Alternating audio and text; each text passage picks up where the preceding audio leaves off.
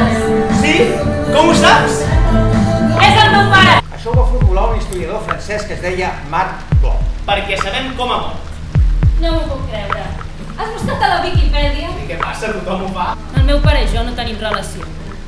Ens veiem 1 o 2 cops l'any. Hòstia, Que no sóc una recerca històrica de les teves, que no tot ha de ser tan raonable! Era un nen de 16 anys i estava aterroritzat amb el que estava a punt de passar.